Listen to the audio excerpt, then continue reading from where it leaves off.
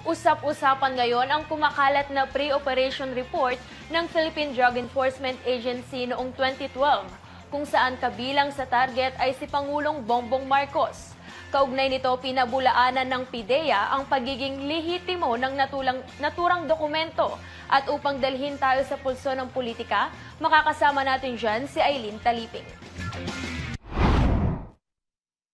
Peke at walang basihan ang umiikot na dokumento sa social media kaugnay sa umano'y pre-operation report ng Philippine Drug Enforcement Agency noong 2012 kung saan target umano ng operasyon si Pangulong Ferdinand Marcos Jr.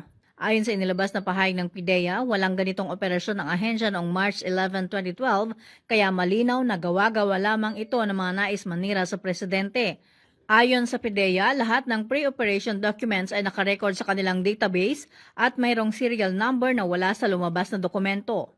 Dahil sa artificial intelligence, maaari nang makagawa ng mga pekeng video, mga pekeng dokumento at mga hindi kapatipaniwalang mga pahayag, kaya pinag-iingat ng PIDEA ang publiko na maging maingat at maging mapanuri sa mga lumalabas na mga impormasyon, lalo na ang mga hindi kapanipaniwalang pilit na ginagawang totoo. Ang kumakalat na pre-operation report na may petsang March 11, 2012 ay nagsasaad na mayroon umanong grupo ng showbiz at mayayamang politiko na gumagamit ng ilegal na droga sa isang unit ng isang condominium sa Rockwell, Makati City kung saan partikular na binanggit ang pangalan ng presidente. Gayunman ang dokumento ay walang control number at tinakpan ang pangalan ng team leader. Ito si Aileen Taliping para sa